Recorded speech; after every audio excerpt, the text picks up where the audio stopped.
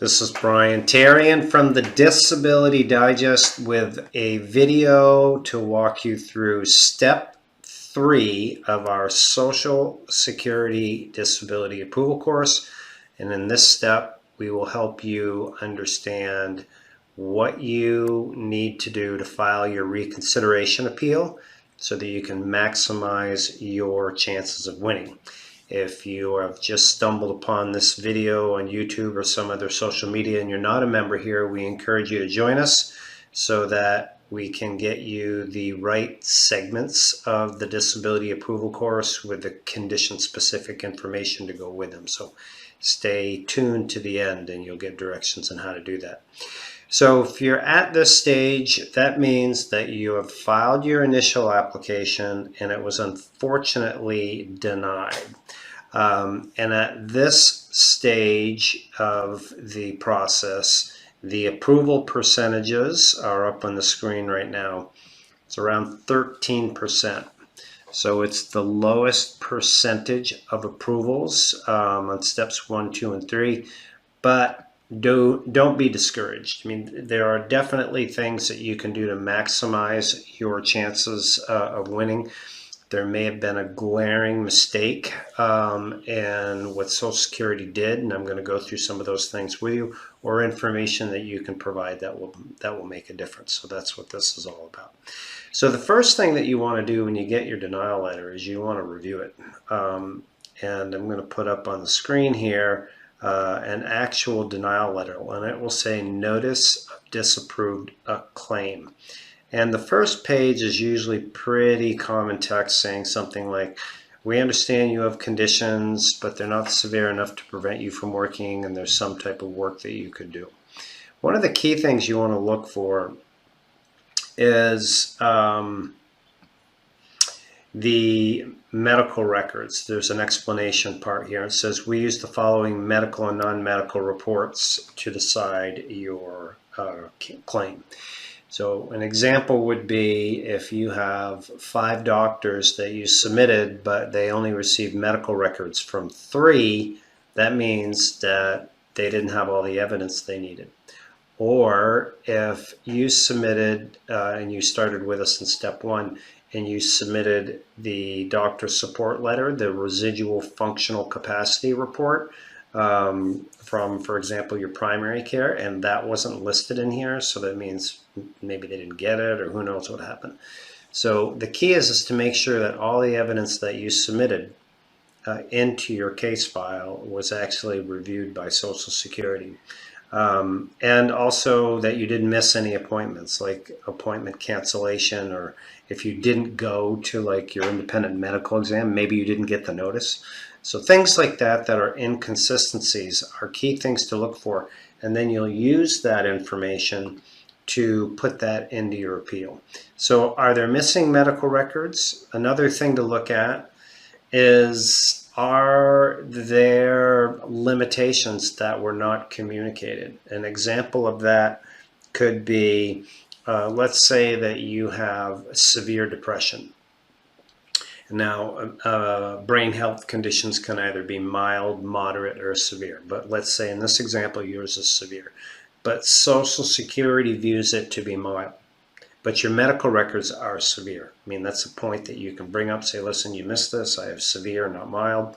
So that's an inconsistency.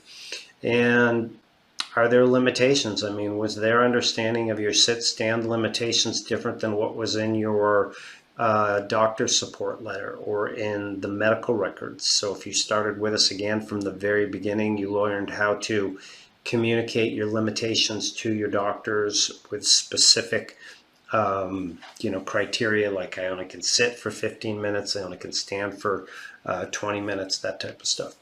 Are there new conditions that you have? Maybe there's new diagnoses that you can add, and perhaps you weren't aware of these when you filed your initial application, but they're new now. That can influence the decision. Have the conditions increased in severity? So back to the depression example. Maybe you did have mild depression, but now it's severe. It got re-diagnosed and it's severe now. That's something that you can include in here.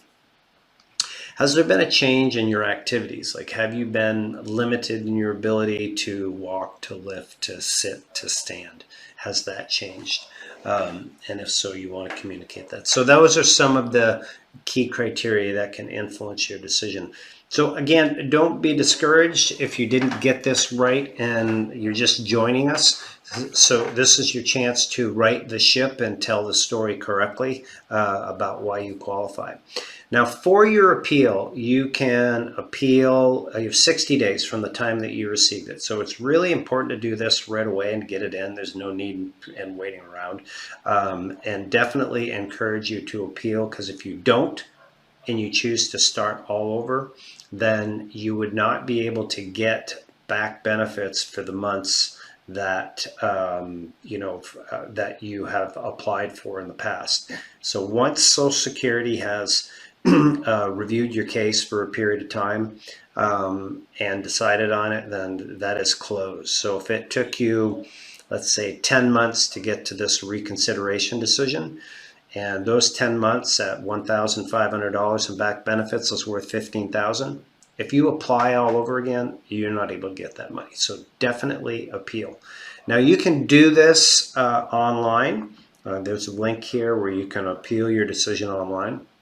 Or if you're using a disability representative, they should do this work for you. It shouldn't be your responsibility, but this will give you an idea what to do. You can also appeal it manually, like actually forms, and fill out, and those are available here on the Social Security website. So those links are there. Key is get it done as soon as possible. Now, here is the next key thing. I did show you at the beginning of this video what the approval statistics are, but I know from the work that we do here for individuals that we are representing their case, our numbers are much different or better than this. One of the key things we do, in addition to what I've mentioned, is provide a statement. We call it a case theory, or like a brief that explains and writing why you're not able to work. So there's a sample statement here that you want to include, and it goes something like this. I don't agree with the decision. I'm filing a request for reconsideration. I'm seeing 3 doctors, I'm taking 7 medications, and I'm still not able to successfully sustain employment. I've been prescribed the 7 medications, of which 2 are very potent pain-killing drugs, which causes me to be drowsy and have poor concentration. Because of constant pain, not being able to work, I'm depressed, I sleep poorly, I cannot focus. Thank you for your reconsideration. Short, concise statement. Back in lesson 1, when we were getting started, we explained that you want to understand like your 2-sentence structure about how to communicate that you qualify, and this is it with a little bit more detail. So customize this, or if you're using a representative again, they're should be doing this work for you, but ask to review it. Make sure it's in line with what your limitations are. Okay, if you return your appeal via mail, like you're doing this on your own, make sure that you do it so that it is a registered receipt. So they have to sign for it. You want to make sure that you do that, because they lose stuff, they meaning Social Security. All right, so a few other things down here to monitor your case status. You can still do this online in your My SSA account. Once your appeal is in, it will show you.